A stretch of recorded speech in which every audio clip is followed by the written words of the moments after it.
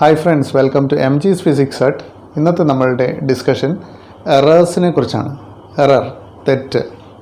എന്താണ് എറർ എന്ന് വെച്ച് കഴിഞ്ഞാൽ, നമ്മൾ ഈ സാധാരണ നമ്മുടെ ഡെയിലി ലൈഫിൽ പറ്റുന്ന നമ്മുടെ അബദ്ധങ്ങളും മിസ്റ്റേക്കുകളും ഒന്നുമല്ല ഫിസിക്സിലെ എറർ എന്ന് പറയുന്നത്. അതാദ്യമേ എല്ലാവരും ഒന്ന് മനസ്സിലാക്കുക. ഫിസിക്സിലെ എറർ എന്ന് പറയുന്നത് നമ്മൾ എടുക്കുന്ന മെഷർമെൻറ്റിൽ വരുന്ന അൺസെർട്ടനിറ്റി, കൺഫ്യൂഷൻ, അല്ലെങ്കിൽ അങ്ങനെയുള്ള നമ്മൾ എന്താ പറയുക എടുക്കുന്ന അളവിൽ വരുന്ന വ്യത്യാസങ്ങൾ, ഇതിനെയാണ് നമ്മൾ പറയുക എറർ ഇൻ എ മെഷർമെൻറ്റ് എന്ന് പറയുക. അപ്പോൾ അടുത്ത ചോദ്യം, ഈ അൺസെർട്ടനിറ്റി അല്ലെങ്കിൽ ഈ എറർ നമുക്ക് ഒഴിവാക്കാൻ പറ്റുമോ എന്നുള്ളത്. And dear friends, let me tell you, ഒരു കാരണവശാലും എത്ര നല്ല ഇൻസ്ട്രുമെൻറ്റ് നിങ്ങൾ ഉപയോഗിച്ചാലും ശരി, എറർ 0 ആക്കുക എന്ന് പറയുന്നത് അപ്രാപ്യമായിട്ടുള്ള ഒരു കാര്യമാണ്. അപ്പോൾ എറർ നമുക്ക് മിനിമം ആക്കി വെക്കാൻ പറ്റും, കുറയ്ക്കാൻ പറ്റും, പക്ഷെ ഒരിക്കലും എന്താക്കാൻ പറ്റില്ല, ആ എറർ 0 ആക്കുക എന്ന് പറയുന്നത് പറ്റില്ല. ഒരു സിമ്പിൾ ആക്ടിവിറ്റി ചെയ്ത് കഴിഞ്ഞാൽ നിങ്ങൾക്കിത് മനസ്സിലാവും. നിങ്ങളിൽ പലരും തന്നെ ഒരേ പെൻസിലിൻ്റെ നിങ്ങളുടെ ക്ലാസ്സിൽ ഒരു ആക്ടിവിറ്റി ചെയ്യുന്നു എന്ന് വിചാരിക്കുക. സാറ് പറയുകയാണ് നിങ്ങളോട് ഒരു പെൻസിലിൻ്റെ നീളം അളക്കാൻ. ഓക്കെ, ഒരു പെൻസിലിൻ്റെ നീളം അളന്ന ഒരു കുട്ടി പറയുക 6.7 സെൻറ്റിമീറ്റർ എന്നാണ് സ്കെയിൽ. അതേ സ്കെയിൽ തന്നെ കൊടുത്ത് മറ്റൊരു കുട്ടി ചോദിച്ചു കഴിഞ്ഞാൽ ആ കുട്ടി പറയുക, ആദ്യത്തെ കുട്ടി സ്റ്റുഡൻറ്റ് നമ്പർ 1 S1 എന്ന് പറയുന്നു 6.7 സെൻറ്റിമീറ്റർ എന്ന് പറയുന്നു. രണ്ടാമത്തെ സ്റ്റുഡൻറ്റ് എന്ത് പറയും, 6.8 സെൻറ്റിമീറ്റർ എന്ന് പറയും. മൂന്നാമത്തെ കുട്ടിക്ക് കൊടുത്തിട്ടുണ്ടെങ്കിൽ പറയും 6.5 സെൻറ്റിമീറ്റർ എന്ന് പറയും. അപ്പോൾ ഇത് എന്താ സംഭവിച്ചതെന്ന് വെച്ച് കഴിഞ്ഞാൽ, പലരും ഒരേ സംഗതിയുടെ മെഷർമെൻറ്റ് എടുക്കുന്നു, പക്ഷേ അവർക്കെല്ലാം കിട്ടിയത് നോക്കിക്കേ, ഈ ലാസ്റ്റ് ഡിജിറ്റ് ഡിഫറെൻ്റ് ആണ്, ശരിയല്ലേ? എന്നാൽ ഫസ്റ്റ് ഡിജിറ്റിന് വ്യത്യാസമുണ്ടോ? ഇല്ല. The first digit is the same. അതിന് നമ്മൾ പറയും that is called the certain digit. ഉറപ്പായിട്ടും, അല്ലെങ്കിൽ അതിനകത്ത് മാറ്റമില്ല. ഇത് സർട്ടൻ ആണ്, ഷുവറാണ്, മാറ്റമില്ല. എന്നാൽ ഇവിടെ ലോഡ് ഓഫ് കൺഫ്യൂഷൻ. ഇതിൽ ഏതെടുക്കണം? എല്ലാവരും പറയും ഞാൻ ചെയ്തതാണ് ശരി എന്ന് പറയും, അല്ലേ?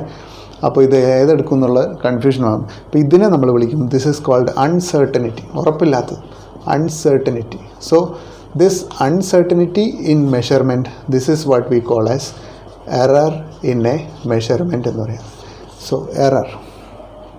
സോ ഫിസിക്സിൽ എറർ ഈസ് ഇന്നെവിറ്റബിൾ എന്ന് വെച്ച് കഴിഞ്ഞാൽ it is bound to happen, it will happen definitely. അപ്പോൾ അത് എറർ അവോയ്ഡ് ചെയ്യുക എന്ന് പറയുന്നത് നമുക്ക് സാധ്യമല്ല. അതുകൊണ്ട് തന്നെ നോളജ് അബൌട്ട് എറർ തീർച്ചയായിട്ടും നമ്മൾ അറിഞ്ഞിരിക്കേണ്ടതാണ്. കാരണം ഇത്ര ശതമാനം എറർ വരാൻ സാധ്യതയുണ്ട്, അത് നമുക്കറിയാം. അപ്പോൾ ആ എറർ ഒഴിവാക്കിക്കൊണ്ടുള്ള കാര്യങ്ങൾ നമുക്ക് ഡീൽ ചെയ്താൽ മതിയല്ലോ. അപ്പോൾ ഇതാണ് ഇതിൻ്റെ ഒരു സൗകര്യം. അപ്പോൾ എററിനെ കുറിച്ച് പഠിക്കുക എന്നുള്ളതാണ് നമ്മുടെ ഇന്നത്തെ ഒരു ദൗത്യം. അപ്പോൾ അതിലേക്ക് കടക്കാം. എറർ അനാലിസിസ് എന്നുള്ള സെക്ഷൻ. എറർ അനാലിസിസ് ഇത് വളരെ ഇമ്പോർട്ടൻ്റ് ആയിട്ടുള്ള ഒരു സെക്ഷനാണ്. Error, let me write here, error analysis.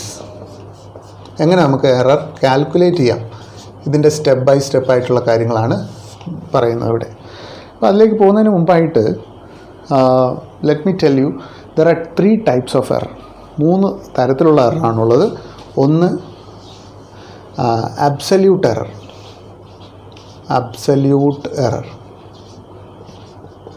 Absolute error. ഇതിനെ നമ്മൾ ഡെൽറ്റ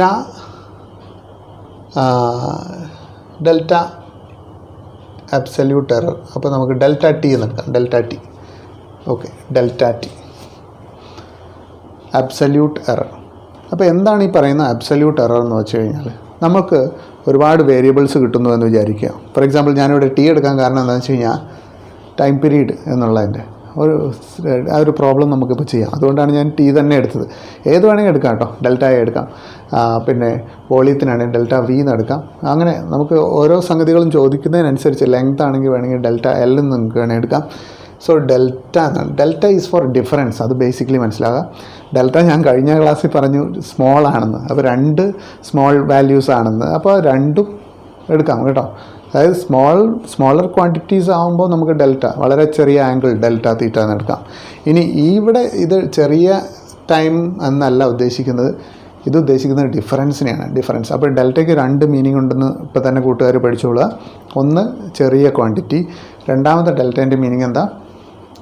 ഡിഫറൻസ്, വ്യത്യാസം. അപ്പോൾ അബ്സല്യൂട്ട് എറർ എന്താണെന്നാണ് നമ്മൾ ആദ്യമേ നോക്കാൻ പോകുന്നത്. അപ്പോൾ അബ്സല്യൂട്ട് എററിൻ്റെ ഡെഫിനിഷൻ ഇതാണ്: the difference between the average value and the observed value. അത് പ്രോബ്ലം ചെയ്യുമ്പോൾ കൂടുതൽ മനസ്സിലാവേ. എന്താണ് ഞാനിവിടെ എഴുതാം, delta T is equal to the difference between the average value, അതായത് ആവറേജ് എന്ന് പറഞ്ഞാൽ മീൻ വാല്യൂ ആണല്ലോ, mean value and the observed value. അപ്പോൾ ഞാൻ ടി മീൻ മൈനസ് ടി എന്നെഴുതുന്നു. ഇതാണ് ഡെൽറ്റ ടീൻ്റെ ഫോർമുല. ഇങ്ങനെ കണ്ടാൽ നിങ്ങൾക്കൊന്നും മനസ്സിലാവില്ല എന്ന് എനിക്കറിയാം, പക്ഷേ ഇത് പ്രോബ്ലം ചെയ്യുമ്പോൾ വളരെ സിമ്പിളാണെന്ന് നിങ്ങൾക്ക് ബോധ്യപ്പെടും. അപ്പോൾ എന്താണ് ഡെൽറ്റ ടി എന്ന് പറയുന്നത്? എന്താണ് ആവറേജ് വാല്യൂ. ഇപ്പം കുറേ ടൈം പീരീഡ് നമ്മൾ മെഷർ ചെയ്യുന്നു, കുറേ ടൈമുകളുടെ തന്നിട്ടുണ്ട് ചോദ്യത്തിൽ, അതിൻ്റെ ആവറേജ് നിങ്ങൾ കാണുന്നു. ആ ആവറേജിൽ നിന്ന് ഓരോ ഇൻഡിവിജ്വൽ വാല്യൂസും ഉണ്ടാവുമല്ലോ, ആ വ്യത്യാസങ്ങൾ ഇൻഡിവിജ്വൽ ആയിട്ട് വരുന്ന വ്യത്യാസങ്ങൾ കാണുന്നു. ആ വ്യത്യാസത്തിനെയാണ് നിങ്ങൾ പറയുക അബ്സല്യൂട്ട് എറർ എന്ന് പറയുക. കുഴപ്പമുണ്ടോ? വീണ്ടും പ്രശ്നമാണെങ്കിൽ നമുക്ക് പ്രോബ്ലം ചെയ്യുമ്പോൾ മനസ്സിലാവും. Okay, delta T absolute error, അത് മാത്രം ഒന്ന് പഠിക്കുക. എന്താണ്? It is the difference between the average value and the observed value. അപ്പോൾ ഒബ്സർവ്ഡ് വാല്യൂസ് കുറേ തന്നിട്ടുണ്ടാവും, അതിൻ്റെ ആദ്യം ആവറേജ് കാണുക എന്നുള്ളതാണ് ഒന്നാമത്തെ സ്റ്റെപ്പ്. അത് ചെയ്ത് കഴിയുമ്പോൾ ആ കിട്ടുന്ന ആവറേജിൽ നിന്ന് നിങ്ങളുടെ ഓരോ ഇൻഡിവിജ്വൽ വാല്യൂവും മൈനസ് ചെയ്യുക. അപ്പോൾ ഒരു വ്യത്യാസം കിട്ടുമല്ലോ, ആ കിട്ടുന്ന വ്യത്യാസത്തിനെയാണ് നിങ്ങളുടെ ഇപ്പോൾ ക്ലിയർ ആയോ അബ്സല്യൂട്ട് എറർ എന്ന് പറയുന്നത്. ഇനി അബ്സല്യൂട്ട് എറർ കഴിഞ്ഞാൽ രണ്ടാമത്തെ എറർ പറയട്ടെ. രണ്ടാമത്തെ എററാണ് മീൻ അബ്സല്യൂട്ട് എറർ എന്ന് പറയും. മീൻ അബ്സല്യൂട്ട് എറർ, മീൻ അബ്സല്യൂട്ട് എറർ. അപ്പോൾ എന്താണ് മീൻ അബ്സല്യൂട്ട് എറർ? നോക്കണേ, ഇവിടെ അബ്സല്യൂട്ട് എററുകളുണ്ടല്ലോ. എത്ര ഒബ്സർവബിൾസ് ഉണ്ടോ, അല്ലെ എത്ര ഒബ്സർവിങ് വേരിയബിൾസ് ഉണ്ടോ അത്ര തന്നെ അബ്സല്യൂട്ട് എററുകളും ഉണ്ടാവും. എന്ന് വെച്ചാൽ ഒന്നാമത്തെ ഒബ്സർവേഷന് ഡെൽറ്റ ടി 1, രണ്ടാമത്തേന് ഡെൽറ്റ ടി 2, ഡെൽറ്റ ടി 3, അങ്ങനെ പോയി n ഒബ്സർവേഷൻസ് ഉണ്ടെങ്കിൽ ഡെൽറ്റ ടി n അബ്സല്യൂട്ട് എററുകളും ഉണ്ടാകും. ഇനി നിങ്ങൾ എന്ത് ചെയ്യുക, ആ കിട്ടിയ അബ്സല്യൂട്ട് എററുകളുടെ ആവറേജ് ഒരിക്കൽ കൂടി കാണുക. അപ്പോൾ ഇതിനെ നമുക്ക് എങ്ങനെ എഴുതാം? വെറും ഡെൽറ്റ ടി എന്ന് എഴുതിയാൽ പോരാ, ഡെൽറ്റ ടികളുടെ ആവറേജ്, ഡെൽറ്റ ടികളുടെ ആവറേജ് എന്ന് എഴുതാൻ ഡെൽറ്റ ടി മീൻ എന്ന്. ഇതുണ്ടോ, ഇത് ഡെൽറ്റ ടി മാത്രമേ ഉള്ളൂ, പക്ഷേ ഇവിടെ ഒരു മീനും കൂടി.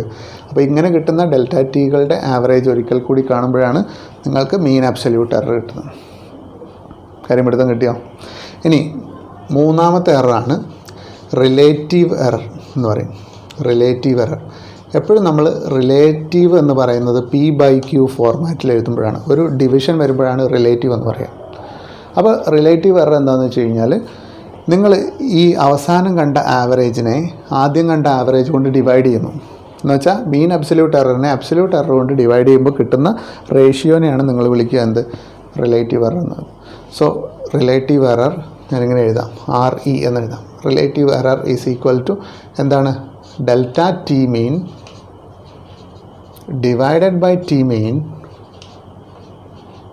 ഇതിനെയാണ് നിങ്ങൾ വിളിക്കുക എന്ത്? റിലേറ്റീവ് എറർ എന്ന് വിളിക്കുക.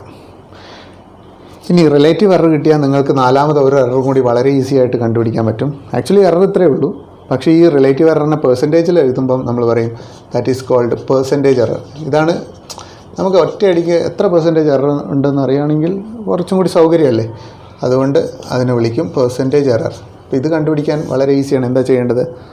Percentage error is equal to percentage error is equal to RE എന്താണ്? റിലേറ്റീവ് എറർ ഇൻറ്റു 100 മാത്രം ചെയ്താൽ മതി. അപ്പോൾ ഇത് സച്ച് എ സിമ്പിൾ സ്റ്റെപ്പ്. എന്താ ഈ ചെയ്ത് കിട്ടിയതിനെ നിങ്ങൾ ജസ്റ്റ് 100 കൊണ്ട് ഇൻറ്റു ചെയ്ത് കഴിഞ്ഞാൽ നിങ്ങൾക്ക് എന്ത് കിട്ടും? പെർസെൻറ്റേജ് എറർ ആക്കി കിട്ടും. ഫോർ എക്സാമ്പിൾ 0.05 ആണ് എനിക്ക് റിലേറ്റീവ് എറർ കിട്ടിയെന്ന് വിചാരിക്കുക. 0.05. അപ്പോൾ എത്ര പെർസെൻറ്റേജ് എറർ ഉണ്ടെന്ന് എനിക്ക് കണ്ടുപിടിക്കണം. ഞാൻ എന്ത് ചെയ്യുന്നു? 0.05നെ 100 കൊണ്ട് ഇൻറ്റു ചെയ്യുകയാണ്. അപ്പം 2 സ്ഥാനം മാറ്റി ഡെസിമൽ ഇടുമ്പോൾ എന്താവും? 5% എറർ എന്ന്. അത്രയേ ഉള്ളൂ. അപ്പോൾ ഈ കിട്ടിയ ആൻസറിന് 100 കൊണ്ട് ഇൻറ്റു ചെയ്ത് കഴിഞ്ഞാൽ പെർസെൻറ്റേജ് എററായി. ഓക്കെ, അപ്പോൾ ഒരു ക്വിക്ക് റിവിഷൻ. ഇപ്പോൾ എറർ അനാലിസിസിൽ നമ്മൾ ചെയ്യുന്നത് എന്തൊക്കെയാണെന്ന് നോക്കാം. ഒന്ന്, അബ്സല്യൂട്ട് എറർ. എന്താ അബ്സല്യൂട്ട് എറർ എന്ന് പറഞ്ഞാൽ കിട്ടുന്ന വാല്യൂകളുടെ ആവറേജുമായിട്ട് വന്ന വ്യത്യാസത്തിനെയാണ് നമ്മൾ പറയുക അബ്സല്യൂട്ട് എറർ എന്ന് പറയുക. ഓക്കെ, ഇനി മീൻ അബ്സല്യൂട്ട് എറർ എന്ന് വെച്ച് കഴിഞ്ഞാൽ എന്താ? ഇങ്ങനെ കിട്ടുന്ന എത്ര ഒബ്സർവബിൾസ് ഉണ്ടോ, എത്ര വേരിയബിൾസ് ഉണ്ടോ അതിനനുസരിച്ച് അത്ര തന്നെ അബ്സല്യൂട്ട് എററുകൾ ഉണ്ടാവും. ഡെൽറ്റ T1, ഡെൽറ്റ T2 അങ്ങനെ പോയി ഡെൽറ്റ TN വരെ ഉണ്ടാവും. ആ കിട്ടുന്ന ആൾക്കാരുടെ ആവറേജ് ഒരിക്കൽ കൂടി കാണുന്നു. അപ്പം ഫ്രണ്ട്സ് ഓർമ്മ വേണം, 2 തവണ നിങ്ങൾ ആവറേജ് ചെയ്യുന്നുണ്ട് എന്നുള്ള കാര്യം മനസ്സിൽ സൂക്ഷിക്കണം. അപ്പോൾ രണ്ടാമത് കിട്ടുന്ന ആവറേജിന് നമുക്ക് മീൻ അബ്സല്യൂട്ട് എറർ എന്നുണ്ട്. ഇനി അടുത്ത സ്റ്റെപ്പിൽ എന്താ ചെയ്യുന്നത്? ഈ കിട്ടിയ ആവറേജിനെ ന്യൂമറേറ്ററിലും ഈ കിട്ടിയ ആവറേജിനെ ഡിനോമിനേറ്ററിലും കൊണ്ടുവരുന്നു. കണ്ടോ, ഡെൽറ്റ ടി മീൻ മുകളിലും അപ്സ്റ്റെയറിൽ, ഈ ആദ്യം കണ്ട ആൾ ഡൗൺ സ്റ്റെയറിൽ, താഴെയാണുള്ളത്. അങ്ങനെ കിട്ടുന്നതിനെ നമ്മൾ വിളിക്കും റിലേറ്റീവ് എറർ എന്ന് വിളിക്കും. ആ കിട്ടിയ ആൻസറിനെ 100 കൊണ്ടും കൂടി ഇൻറ്റു ചെയ്തേക്കുക. അപ്പോൾ നിങ്ങൾക്ക് പെർസെൻറ്റേജ് എററും കൂടി കിട്ടും. ഒരു പ്രോബ്ലം ചെയ്ത് കഴിയുമ്പോൾ ഇത് വളരെ ഈസി ആയിട്ട് നിങ്ങൾക്ക് അനുഭവപ്പെടും. ഓക്കെ, മനസ്സിലായല്ലോ? അപ്പോൾ സ്റ്റെപ്പ് ബൈ സ്റ്റെപ്പായിട്ട് ഒന്നും കൂടി മനസ്സിലോർക്കുക. ആദ്യത്തെ സ്റ്റെപ്പ് എന്ന് പറയുന്നത് എന്താണ്? 5 സ്റ്റെപ്പ് എന്ന് ഞാൻ പറയും സാധാരണ. ഈ ഇങ്ങനത്തെ പ്രോബ്ലം ചെയ്യുന്ന വിധം പറഞ്ഞുതരാം. 5 സ്റ്റെപ്സ്. ഒന്നാമത്തെ സ്റ്റെപ്പ് എന്താണെന്ന് പറയാമോ? Find average. നിങ്ങൾക്ക് ഒരു പ്രോബ്ലം തരുവാണ്, അങ്ങനെയാണെങ്കിൽ നിങ്ങൾ എന്താ ചെയ്യേണ്ടതെന്ന് വെച്ച് കഴിഞ്ഞാൽ ആദ്യത്തെ സംഗതി ഫൈൻഡ് ആവറേജ് എന്നുള്ള ഈ സ്റ്റെപ്പ് ചെയ്യുക. രണ്ടാമത്തെ സ്റ്റെപ്പ് എന്താ ചെയ്യണ്ടേ? Find mean absolute error. Find absolute error. Absolute എററുകൾ കണ്ടുപിടിക്കുക. ആദ്യത്തെ സ്റ്റെപ്പ് ആവറേജ് ചെയ്തു, രണ്ടാമത്തേൽ നിങ്ങൾ അബ്സല്യൂട്ട് എററുകൾ കണ്ടുപിടിച്ചു. മൂന്നാമത്തെ സ്റ്റെപ്പ് എന്താണെന്ന് പറയാമോ? Yes, you find the mean absolute error. മൂന്നാമത്തെ സ്റ്റെപ്പ്. 2 കഴിഞ്ഞു, 3 സ്റ്റെപ്പായി. മീൻ അബ്സല്യൂട്ട് എറർ കഴിഞ്ഞാൽ നാലാമത്തെ സ്റ്റെപ്പ് എന്താ? Yes, you find the RE. RE എന്ന് വെച്ചാൽ റിലേറ്റീവ് എറർ ആണ്. ആൻഡ് ദ ലാസ്റ്റ് സ്റ്റെപ്പ്, 5ാമത്തെ സ്റ്റെപ്പ് എന്ന് പറയുന്നത് you find the percentage error. That's all. ഇങ്ങനെയാണ് ഈ തരത്തിലുള്ള പ്രോബ്ലംസ് എല്ലാം ചെയ്യുക. ഒന്നും കൂടി പറയാം. ആദ്യം നിങ്ങൾ ചെയ്യേണ്ടത് എന്താണ്? തന്നിരിക്കുന്ന വേരിയബിളുടെ എല്ലാ ആവറേജ് കാണുക. അത് കഴിഞ്ഞാൽ അവരുടെ ഡിഫറൻസ് കാണുക. ആ ഡിഫറൻസിനെയാണ് നിങ്ങൾ അബ്സല്യൂട്ട് എറർ എന്ന് വിളിക്കുക. അങ്ങനെ കിട്ടിയ ഡിഫറൻസുകളുടെ ഒരിക്കൽ കൂടി ആവറേജ് കാണുക.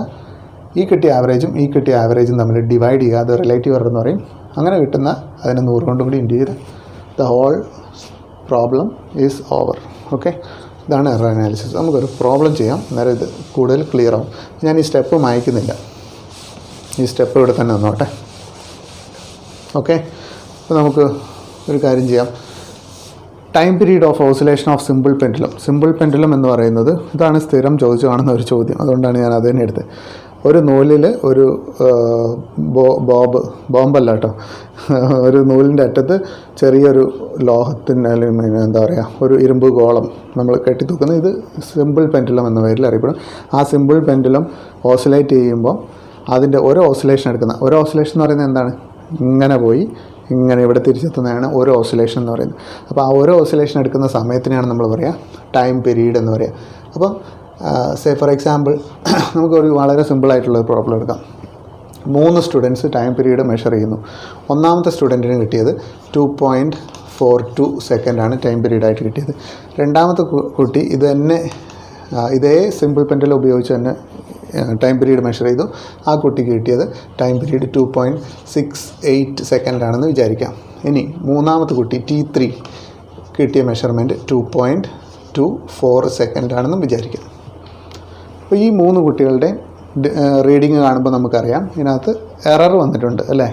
ഇതാ ലാസ്റ്റ് വന്നിരിക്കുന്ന റീഡിങ്ങുകൾ വ്യത്യാസമാണ്, പക്ഷേ ഈ 2ന് വ്യത്യാസമില്ല. അപ്പോൾ എറർ വന്നിട്ടുണ്ട്. എത്ര ശതമാനം എറർ വന്നിട്ടുണ്ടെന്നുള്ളത് കണ്ടുപിടിക്കണം. അപ്പോൾ 3 തരത്തിലുള്ള എററും കണ്ടുപിടിക്കണം. അതെങ്ങനെ ചെയ്യാൻ നോക്കാം. നമുക്ക് ഒന്നാമത്തെ സ്റ്റെപ്പിലേക്ക് പോകാം. ഒന്നാമത്തെ സ്റ്റെപ്പ് എന്താ? ഇങ്ങനെ പ്രോബ്ലം വന്നാൽ ഉടനെ ചെയ്യേണ്ടത് എന്താ പറഞ്ഞു തന്നിട്ടുണ്ട്. First thing is find average. Okay, ഇവിടെ തന്നെ ചെയ്ത് നോക്കാം. 4 8 12 14. ഞാൻ ചെയ്യുന്ന തെറ്റുണ്ടോ എന്ന് നോക്കണേ. 14 5 11 15 3 5 7. അപ്പോൾ 7.54 കിട്ടി. ഇനി 7.54നെ 3 കൊണ്ട് ഡിവൈഡ് ചെയ്യണം. അപ്പോൾ 115 ആവും. 5 15 അപ്പോൾ 4 വരും. 4 വന്നു കഴിഞ്ഞാൽ 3 അപ്പോൾ 5 1 3 1 0 3 ഇങ്ങനെ പോകും. അപ്പോൾ 2.513 അതെന്താണ്? ആവറേജാണ്. അതായത് first step V found the average അവിടെ എഴുതുക. അപ്പോൾ ഞാനിവിടെ എഴുതുന്നത് ശ്രദ്ധിക്കുക. ടി മീൻ എനിക്ക് കിട്ടി 2.51.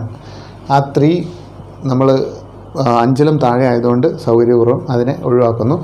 കാരണം ഇവിടെ തന്നിരിക്കുന്നതിൽ നമ്മൾ ഈ സിഗ്നിഫിക്കൻറ്റ് ഫിഗേഴ്സും കൂടി പഠിച്ചു കഴിയുമ്പോൾ നമുക്ക് മനസ്സിലാവും. ഇവിടെ 3 ഡിജിറ്റ്സ് അല്ലേ ഉള്ളത്. അതേപോലെ ഇവിടെയും നമ്മൾ 3 ഡിജിറ്റ്സ് മെയിൻറ്റെയിൻ ചെയ്താൽ തൽക്കാലം അത്രയും ഓർക്കുക. അപ്പോൾ ടി മീൻ കിട്ടി. ഇനി നമുക്ക് ഡെൽറ്റ ടികൾ, അതായത് അബ്സല്യൂട്ട് എററുകളാണ് രണ്ടാമത്തെ സ്റ്റെപ്പ്. കണ്ടോ, ഇത് കഴിഞ്ഞു. ഇനി അടുത്ത അബ്സല്യൂട്ട് എററുകൾ കാണും. അത് ഞാൻ പറഞ്ഞു തന്ന ഫോമുല ഈ കിട്ടിയ ആവറേജും ഓരോ ഇൻഡിവിജ്വലും തമ്മിലുള്ള വ്യത്യാസത്തിനെയാണ്. So delta T is equal to T mean ഇതാണല്ലോ 2.51 മൈനസ് ആദ്യത്തെ വാല്യൂ എത്രയാണ് നോക്കിക്കേ, അതാണ് ഡെൽറ്റ T1 എന്ന് പറയുന്നത്. ഡെൽറ്റ T1 ഒന്നാമത്തെ 2.42 എത്രയാണ് വ്യത്യാസം? 0. എത്ര വരും? 9 അല്ലേ? 0.9 അല്ലേ? 0.09 am I right? ശരിയല്ലേ? 9 യെസ് 0.09 എന്ന് കിട്ടും. അപ്പോൾ അടുത്തത് ഡെൽറ്റ T2 എങ്ങനെ കാണും? 2.51 മൈനസ് അടുത്ത ആളെ നോക്കിക്കേ 2.68. ആഹാ, അപ്പോൾ ഇവിടെ ഒരു പ്രശ്നം വന്നു അല്ലേ, ഇത് നെഗറ്റീവാണെന്ന്. പക്ഷേ ഒരിക്കലും, അതുകൊണ്ട് അതിനെ അബ്സല്യൂട്ട് എന്ന വാക്ക്, അബ്സല്യൂട്ട് എന്ന് പറഞ്ഞാൽ എപ്പോഴും പോസിറ്റീവ് എന്നർത്ഥം. അപ്പോൾ വെറും എററല്ല, അബ്സല്യൂട്ട് എറർ ആയതുകൊണ്ട് നിങ്ങൾക്ക് നെഗറ്റീവ് സംഖ്യ വന്നാലും ശരി ഒരു മോഡുലസിനകത്ത് ഇത് ഇട്ടോളുക. അങ്ങനെയാണെങ്കിൽ ഇത് എപ്പോഴും പോസിറ്റീവാണ്. ഇത് മോഡുലസ് എന്ന് പറഞ്ഞാൽ എപ്പോഴും ഇങ്ങനെ ഒരു വരയിട്ട അതിൻ്റെ അർത്ഥം എന്താ, ഇതിന് പുറത്തേക്ക് വരുന്നത് ഇതിൻ്റെ ഉള്ളിൽ നെഗറ്റീവ് കിട്ടിയാലും പുറത്ത് ചടുമ്പോൾ ഇയാൾ എന്തായിട്ടുണ്ടാവും, അയാളുടെ നെഗറ്റീവ് അവിടെ ഉടക്കിയിട്ടുണ്ടാവും, നെഗറ്റീവ് പുറത്തേക്ക് വരില്ല, എല്ലാം പോസിറ്റീവായിട്ട് മാത്രമേ വരുള്ളൂ. അതാണ് മോഡുലസ് എന്നതിൻ്റെ അർത്ഥം. അപ്പോൾ 2.51 എത്ര വരും? 51 17. അപ്പോൾ 0.17 എന്ന് കിട്ടും. 0.17 അതിന് നെഗറ്റീവാണ് വരുന്നത്, പക്ഷേ ഇവിടെ എത്തുമ്പോൾ എന്താണ്, പോസിറ്റീവായി. ഓക്കെ, ഇനി അടുത്ത ഡെൽറ്റ T3 ഇതേപോലെ നോക്കാം. മോഡുലസ് ഓഫ് എത്ര വരും? 2.51 മൈനസ് 2.24. അപ്പം 24, 26, 27. അപ്പോൾ 0.27 എന്ന് കിട്ടി. ഓക്കെ, അപ്പോൾ നമ്മുടെ അബ്സല്യൂട്ട് എററുകൾ നമ്മൾ 3 കണ്ടുപിടിച്ച് കഴിഞ്ഞു. ഇനി നമുക്ക് എന്താ വേണ്ടേ? അടുത്ത സ്റ്റെപ്പാണ്, അത് ഓർമ്മ വേണം. മീൻ അബ്സല്യൂട്ട് എറർ എന്ന് വെച്ചാൽ ഈ റൗണ്ട് ചെയ്യുന്ന ഈ ചങ്ങാതിമാരുടെ ആവറേജ് ഒരിക്കൽ കൂടി കാണും. അതാണല്ലോ മീൻ അബ്സല്യൂട്ട് എറർ. അതായത് ഡെൽറ്റ ടി മീൻ കാണും. ഡെൽറ്റ ടി മീൻ അപ്പോൾ എന്ത് ചെയ്തോളാം? ആഡ് ചെയ്തോളാം. 0.09 plus 0.17 plus 0.27 the whole divide by എത്ര പേരാണ് ഉള്ളത്? 3 പേരാണ് ഉള്ളത്. അപ്പോൾ 3 കൊണ്ട് നമ്മൾ അവിടെയും 3 കൊണ്ട് ഡിവൈഡ് ചെയ്ത് എവിടെയും 3 കൊണ്ട് ഡിവൈഡ്. ഓക്കെ, നോക്കാം.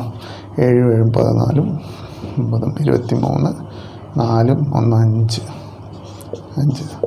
Divided by 3. അപ്പോൾ എത്ര വരുന്നു നോക്കിക്കേ? 0.17 2 വരും. 2ൽ 0 20 ആകുന്നതിനും ഓക്കെ ഇത്രയും എത്തി. അപ്പോൾ ഇതിനർത്ഥം delta T mean is equal to 0.17. അപ്പോൾ ഇത് ഡിവൈഡ് ചെയ്യുമ്പോൾ നമുക്ക് കിട്ടുന്നത് 0.17. ബാക്കിയുള്ള ഞാൻ ഒമിറ്റ് ചെയ്തു, കാരണം അത് ലീസ്റ്റ് സിഗ്നിഫിക്കൻ്റ് ആണ്, ഇത് നമുക്ക് അവോയ്ഡ് ചെയ്യാം. അപ്പോൾ 0.17 ആയി ഡെൽറ്റ ടി മീൻ. ഇനി അടുത്ത സ്റ്റെപ്പ് എന്ന് പറയുന്നത് എന്താണ്? റിലേറ്റീവ് എററാണ്. അപ്പോൾ റിലേറ്റീവ് എറർ കാണാൻ വേണ്ടി ഞാൻ ഇവിടെ എഴുതട്ടെ. റിലേറ്റീവ് എറർ കാണാൻ വേണ്ടിയിട്ട് നമുക്ക് എന്ത് ചെയ്യണം? ഈ കിട്ടിയ ടി മീൻ എന്ന് പറയുന്ന ആവറേജിനെ ആദ്യം കിട്ടിയ ടി മീൻ കൊണ്ട് ഡിവൈഡ് ചെയ്യുക. ഡെൽറ്റ ടി മീനിനെ ടി മീൻ കൊണ്ട് ഡിവൈഡ് ചെയ്യുക. അപ്പോൾ എന്ന് വെച്ചാൽ എത്രയാണ്? RE relative error is equal to 0.17 divided by 2.51 എന്ന് കിട്ടും. ഇതിൻ്റെ ഡെസിമൽ എത്രയാണെന്ന് വർക്കൗട്ട് ചെയ്യാം. ആ കിട്ടുന്നതിന് അതെല്ലാവരും വർക്കൗട്ട് ചെയ്യുക. ഈ കിട്ടുന്നതിന് നിങ്ങൾ എന്ത് വിളിക്കും? റിലേറ്റീവ് എറർ എന്ന് വിളിക്കും. അതിനെ ജസ്റ്റ് ഇൻറ്റു ചെയ്യുക, 100 കൊണ്ട് ഇൻറ്റു ചെയ്യുക. അപ്പോൾ കിട്ടുന്നതിന് നിങ്ങൾക്ക് എന്ത് വിളിക്കാം? അതിന് നിങ്ങൾക്ക് വിളിക്കാം പെർസെൻറ്റേജ് എറർ എന്ന് വിളിക്കാം. എന്ന് വെച്ചാൽ ഇതിനെ 100 കൊണ്ട് ഇൻറ്റു ചെയ്ത് നമുക്കറിയാം 17 വരിക. So 17 by 2.51. So near about 17 12 5 ഇപ്പോൾ 10 4 15 ആകുമ്പം 7 അല്ലേ? 7 സം നിയർ അബൌട്ട് 7.8% മറ്റും വരും. ഓക്കെ, അത്രയും എററുണ്ട് എന്ന് നമുക്ക് മനസ്സിലാക്കാൻ പറ്റും. അത് എക്സാക്ട്ലി എത്രയാണെന്ന് അറിയില്ല, നിങ്ങളൊന്ന് ഏതായാലും 7നെ കഴിഞ്ഞ് കൂടുതലാണ്, 7%-ലധികം പെർസെൻറ്റേജ് എററുണ്ട്. So relative error expressed in percentage is called percentage error. ഇത് കിട്ടുന്നതാണ് റിലേറ്റീവ് എറർ. ഓക്കെ, മനസ്സിലായോ? അപ്പോൾ ഇതുപോലെയുള്ള പ്രോബ്ലംസ് ഒന്ന് വർക്കൗട്ട് ചെയ്ത് നോക്കുക. ആകെ ഫോളോ ചെയ്യേണ്ടത് ഇത്രയും സ്റ്റെപ്സ് മാത്രമേ ഉള്ളൂ.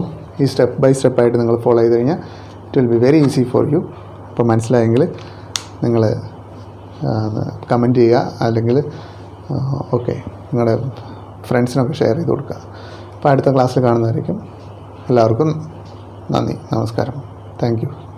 Okay, so dear friends, once again welcome to MG's Physics Hut. So ഇന്നത്തെ നമ്മുടെ ഡിസ്കഷൻ കുളംസ് ലോ വെക്റ്റർ ഫോമിൽ എങ്ങനെ ചെയ്യാൻ പറ്റുക. കുളംസ് ലോ വെക്റ്റർ ഫോം അല്ലേ. അപ്പോൾ അതെന്തിനു വേണ്ടിയിട്ടായിരിക്കും? ഓക്കെ, കുളംസ് ലോ എന്തിനെക്കുറിച്ചാണ് ഡിസ്കസ് ചെയ്യുന്നത്? ഞാൻ ഓൾറെഡി പറഞ്ഞു. കുളംസ് ലോ സ്പീക്സ് അബൌട്ട് ഫോഴ്സ് ആണ് അല്ലേ. കുളംസ് law speaks about force between two charges. അപ്പോൾ ഫോഴ്സ് ആണെങ്കിൽ നമുക്ക് എല്ലാവർക്കും അറിയാം, ഫോഴ്സ് എന്ന് പറയുന്നത് ഒരു വെക്റ്റർ ക്വാണ്ടിറ്റി ആണെന്ന് അറിയാമല്ലോ. അതായത് ഒരു ദിശയുള്ളതാണ്. പുഷ് ഓർ എ പുൾ എന്ന് പറയുമ്പോൾ തന്നെ നമുക്കറിയാം അതിനൊരു ദിശയുണ്ട്, ഒരു ഡയറക്ഷനുണ്ട്. അപ്പോൾ അങ്ങനെയാണെങ്കിൽ കുളംസ് ലോ നമ്മൾ എക്സ്പ്രസ് ചെയ്യുമ്പോൾ അതിനൊരു ഡയറക്ഷൻ കാണിക്കാം. അപ്പോൾ അങ്ങനെ ഇതാണ് കൂടുതൽ ഇമ്പോർട്ടൻറ്റ്. എക്സാം പോയിൻ്റ് ഓഫ് വ്യൂവിൽ സ്റ്റേറ്റ് കുളംസ് ലോ എന്നുള്ള ചോദ്യത്തെ കഴിഞ്ഞും കൂടുതലായിട്ടും ആവർത്തിച്ച് ചോദിച്ചിട്ടുള്ള ഏതാണെന്ന് വെച്ച് കഴിഞ്ഞാൽ കുളംസ് law in vector form. Vector form of കുളംസ് law, vector form, ഇത് വളരെ ഇമ്പോർട്ടൻ്റ് ആണ്. ഓക്കെ, അപ്പോൾ നമുക്ക് നോക്കാം. ആദ്യം തന്നെ ഇതിൻ്റെ വേണ്ടത് ഒരു ലെറ്റസ് ഡ്രോ എ ഫിഗർ. അതായത് ഇവിടെ ഒരു Q1 എന്ന് പറയുന്ന ഫസ്റ്റ് ചാർജ് ഉണ്ട്. ഇവിടെ ഇതിനടുത്തായിട്ട് Q2 എന്ന് പറയുന്ന സെക്കൻഡ് ചാർജ് ഉണ്ടെന്ന് വിചാരിക്കുക. ഇതിനിടയിലുള്ള അകലം ഞാൻ എടുക്കുകയാണ്, R12 എന്ന് എടുക്കുകയാണ്. അതെന്തിനാ? Q1 Q2 ആണ്, വേറെ പെയറല്ല. അതുകൊണ്ടാണ് 1-2 എന്നുള്ളത്. അത് കൺഫ്യൂഷൻ ആവണ്ട കേട്ടോ. അതായത് ഈ 1-2 ഒക്കെ എന്താണെന്ന് ഓർത്ത് വിഷമിക്കുകയൊന്നും വേണ്ട. ഇപ്പോൾ Q2ഉം Q3 എടുക്കുന്നതെങ്കിൽ എന്ത് ചെയ്യും? R23 എന്ന് എഴുതിയാണ്, അത്രേ ഉള്ളൂ. അപ്പോൾ 1നും 2നും ഇടയിലുള്ള അകലമെന്ന് സൂചിപ്പിക്കാൻ വെറുതെ R12 എന്ന് പറയുന്നു എന്ന് മാത്രമേ ഉള്ളൂ. ഇതിനകത്ത് വേറെ കാര്യമൊന്നുമില്ല. ഇനി മറ്റൊരു കാര്യം നിങ്ങൾ മനസ്സിലാക്കേണ്ടത്, ഇവിടെ ഒരു കണ്ടീഷൻ ഞാൻ കൊടുക്കുകയാണ്. അതായത് Q1 × Q2 > 0. എന്തായിരിക്കും ഇതിൻ്റെ അർത്ഥം? ഇത് എക്സാമിന് കൂടെ ചോദിച്ചിട്ടുള്ളതാണ്. ഇത് പ്രത്യേകം ഒന്ന് ശ്രദ്ധിച്ചോണം, ഞാനത് ഹൈലൈറ്റ് ചെയ്യുന്നുണ്ട്. Q1 × Q2 > 0. ഒരു പ്രോഡക്റ്റ് > 0 ആകുക എന്ന് വെച്ച് കഴിഞ്ഞാൽ ആ മൾട്ടിപ്ലയേഴ്സ് തമ്മിൽ രണ്ടും പോസിറ്റീവോ രണ്ട് നെഗറ്റീവോ ആകുമ്പോഴാണ് സംഭവിക്കുക. ശരിയല്ലേ? അതിൽ ആലോചിച്ച് നോക്കിയേ, രണ്ട് പോസിറ്റീവ് നമ്പറുകളെ ഇൻറ്റു ചെയ്താലും രണ്ട് നെഗറ്റീവ് നമ്പറുകളെ ഇൻറ്റു ചെയ്താലും എന്താ കിട്ടുള്ളൂ? ഉത്തരം പോസിറ്റീവാണ്. അപ്പോൾ അതിനർത്ഥം ഈ Q1 Q2 എങ്ങനെയാണ്? രണ്ടും ഒന്നുകിൽ പോസിറ്റീവ് അല്ലെങ്കിൽ രണ്ടും നെഗറ്റീവാണ്. ലൈക്ക് ചാർജസ് ആണെന്ന് അർത്ഥം. മറ്റൊന്നും കൂടി ഇതിൻ്റെ കൂടെ പഠിച്ചോളുക. Q1 Q2 < 0. അതായത് <0 എന്ന് പറയുമ്പോൾ നെഗറ്റീവ് എന്നാണ് അതിനർത്ഥം. അപ്പോൾ എപ്പോഴാണ് ഒരു പ്രൊഡക്റ്റ് നെഗറ്റീവ് ആകുക? ഒന്ന് പോസിറ്റീവും ഒന്ന് നെഗറ്റീവും, ഇങ്ങനെ ഒരു പോസിറ്റീവ് സംഖ്യയും നെഗറ്റീവ് സംഖ്യയും ഇൻറ്റു ചെയ്യുമ്പോഴാണ് ആ പ്രോഡക്റ്റ് എപ്പോഴും നെഗറ്റീവ് ആകുന്നതെന്ന് ഓർത്തുള്ളൂ. അപ്പോൾ Q1 Q2 > 0 ലൈക്ക് ചാർജസ് ആണെന്നും Q1 Q2 < 0 ആണെങ്കിൽ അത് അൺലൈക്ക് അല്ലെങ്കിൽ ഡിഫറെൻറ്റ് ടൈപ്പ് ഓഫ് പോസിറ്റീവും നെഗറ്റീവും ചാർജസ് ആണെന്നുള്ളത് ഓർമ്മ വേണം. ഇനി ഫോഴ്സ് വെക്റ്റർ ക്വാണ്ടിറ്റി ആണെന്ന് ഞാൻ പറഞ്ഞു. അപ്പോൾ ഡയറക്ഷൻ കാണിക്കണം. ഈ Q2 രണ്ട് പോസിറ്റീവാണെന്ന് പറഞ്ഞല്ലോ. അപ്പോൾ ഈ Q2 ഈ Q1 ഇങ്ങോട്ടേക്ക് പുറത്തേക്ക് റിപ്പൽ ചെയ്യും. അതേപോലെ തന്നെ ഈ Q1 ഈ Q2 ഇങ്ങോട്ടേക്കും റിപ്പൽ ചെയ്യും. ഇനി നമുക്ക് വേണ്ടത് ഒരു പൊസിഷൻ വെക്ടറാണ്. കാരണം വെക്ടർ റെപ്രസെൻറ്റേഷൻ വരുമ്പോൾ പൊസിഷൻ വെക്ടർ. അപ്പോൾ എല്ലാ പൊസിഷൻ വെക്ടറും സ്റ്റാർട്ട് ചെയ്യുന്നത് എവിടെ നിന്നാണ്?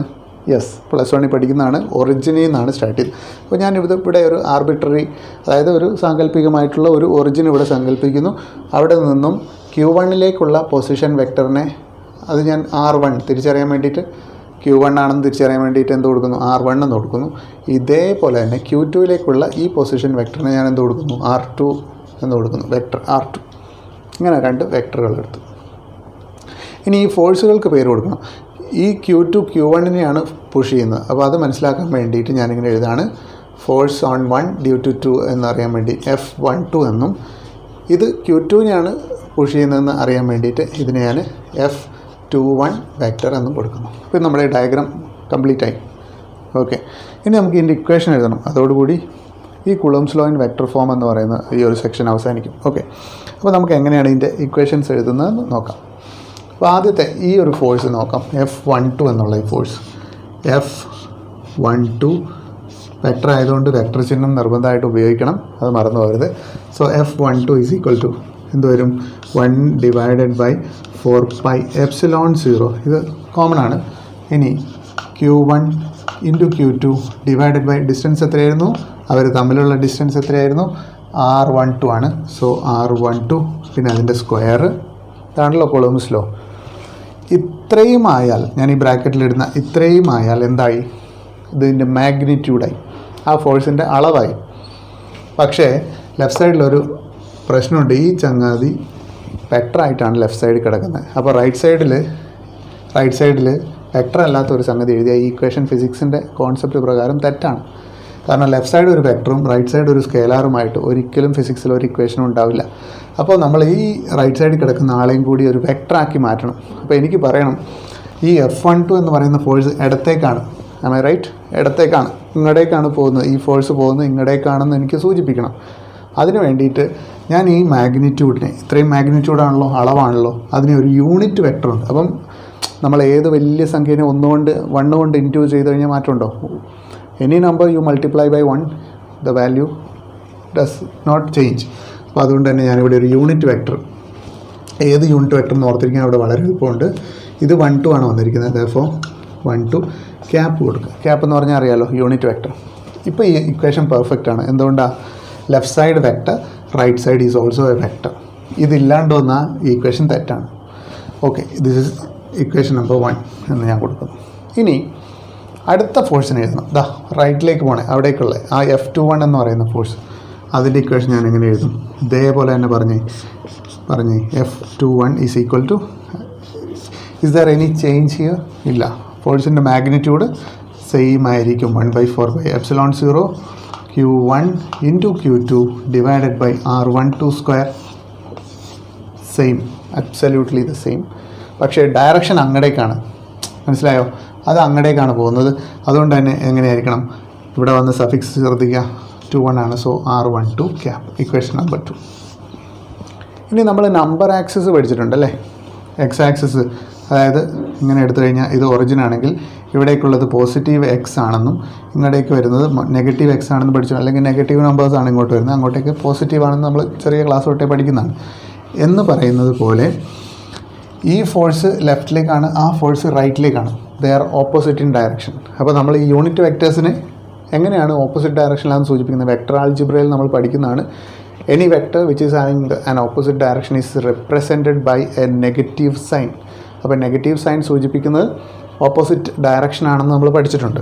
അതുകൊണ്ട് തന്നെ നമ്മൾ അടുത്ത് എഴുതുവാണ്, R12 ക്യാപ്പ് എന്ന് പറയുന്നത് നെഗറ്റീവ് ഓഫ് R21 ക്യാപ്പാണ്. എന്താ ഇതിനർത്ഥം? ഇതിനർത്ഥം ഈക്വേഷൻ, ഈ ഡയഗ്രം നോക്കിയാൽ മനസ്സിലാവും. ഈ വെക്ടറും ഇങ്ങടേക്ക് പോകുന്ന ഈ വെക്ടറും ഓപ്പോസിറ്റ് ഡയറക്ഷനാണ്. Negative sign implies that the vectors are in the opposite direction. Okay, അപ്പോൾ അങ്ങനെയാണെങ്കിൽ ഒരു കാര്യം ചെയ്യാം, നമുക്ക് ഏതെങ്കിലും ഒരു ഇക്വേഷനിൽ സബ്സ്റ്റിറ്റ്യൂട്ട് ചെയ്യാം, 1ലോ 2ലോ. ഒരു കാര്യം ചെയ്യാം, ഇവിടെ ആദ്യം കാണുന്ന R12 ആയതുകൊണ്ട് ഞാൻ ഇക്വേഷൻ 1ൽ ചേഞ്ച് വരുത്താൻ പോവാണ്. I'm going to make change in equation number ഏതാണ്? 1ൽ ചേഞ്ച് വരുത്താൻ പോവാണ്. I'm going to place ഈ R12 എന്നുള്ളതിന് പകരം -R21 കൊടുക്കുകയാണ്. R12 ഈസ് ഈക്വൽ ടു എന്താണ്? -R21 ആണ്. അത് ഞാൻ അവിടെ സബ്സ്റ്റിറ്റ്യൂട്ട് ചെയ്യാണ്.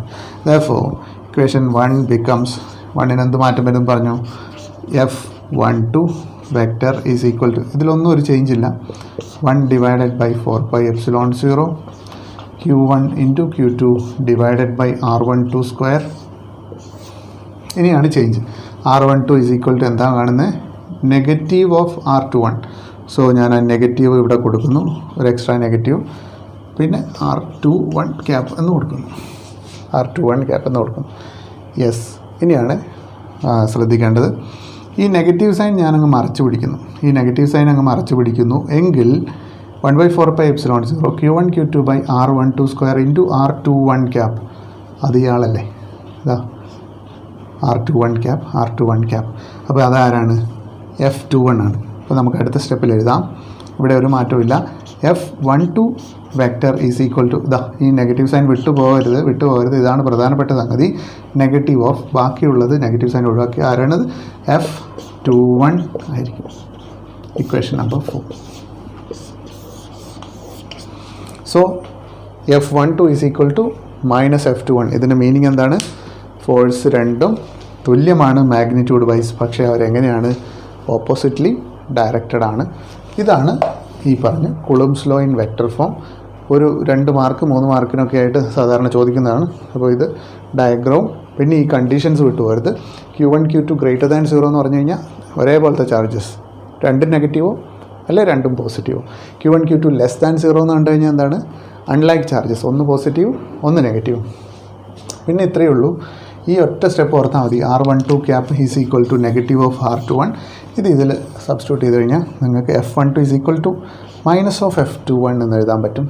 സോ കുളംസ് ലോ നിങ്ങൾ എന്ത് ചെയ്തു? വെക്ടർ ഫോമിൽ എക്സ്പ്രസ് ചെയ്തു. It's very important. അപ്പം എല്ലാവരും പഠിക്കുക, നന്നായി വൃത്തിയായിട്ട് പഠിക്കുക കേട്ടോ. ഓക്കെ, അടുത്ത വീഡിയോയിൽ കാണാം. അപ്പോൾ നിങ്ങൾ എന്ത് ചെയ്യുക, ഈ ചാനലൊന്ന് സബ്സ്ക്രൈബ് ചെയ്തേക്കുക. ഞാൻ അപ്ലോഡ് ചെയ്യുന്ന വീഡിയോസ് നിങ്ങൾക്ക് നോട്ടിഫിക്കേഷനായിട്ട് ലഭിക്കും. ആ ബെൽ ബട്ടൺ കൂടി എനേബിൾ ചെയ്ത് വെച്ചിട്ട് റെഫറൻസിനൊന്ന് ഷെയർ ചെയ്തും കൂടി കൊടുത്തേക്കാം. Okay, thank you very much.